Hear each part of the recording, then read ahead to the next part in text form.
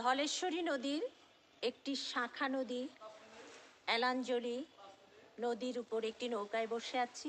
দেখুন, এই নদীটির ইতিহাস বহু পুরনো।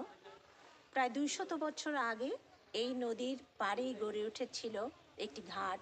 সেই ঘাটে লঞ্চ, স্টিমার এসব এসে ভিড় করত এবং এখান থেকেই পোড়াবাড়ির চমচম তৈরি হতো এবং সেই পোড়াবাড়ির চমচম নিয়ে যাওয়া হতো নদীপথে ভারত, পাকিস্তান সহ অন্যান্য এলাকায়। এবং এই নদীপথ দিয়ে যেতে যেতে পোড়াবাড়ির চমচমের অনেক সুনাম ছড়িয়ে পড়ে। হ্যাঁ, এই এলাঞ্জলি নদীর পানি দিয়েই কিন্তু তৈরি হতো পোড়াবাড়ির চমচম। এখনও এখানকার কিছু কারিগররা এই নদীর পানি দিয়েই পোড়াবাড়ির চমচম তৈরি করে থাকেন।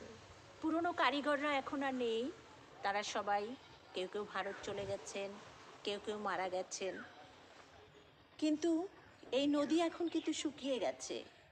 আসলে নদীর এই শুকনো অবস্থা দেখলে আমার ভীষণ কষ্ট হয়। নদী বাঁচাতে হবে আমাদের, নদী বাঁচলেই দেশ বাঁচবে। আসুন আমরা সবাই মিলে এসব নদীকে রক্ষা করি এবং এই যে পুরনো যেসব কারিগর আছে তাদেরও কিন্তু আমাদের বাঁচাতে হবে। পোড়াবাড়ির চমচমের সুনাম সব জায়গায়।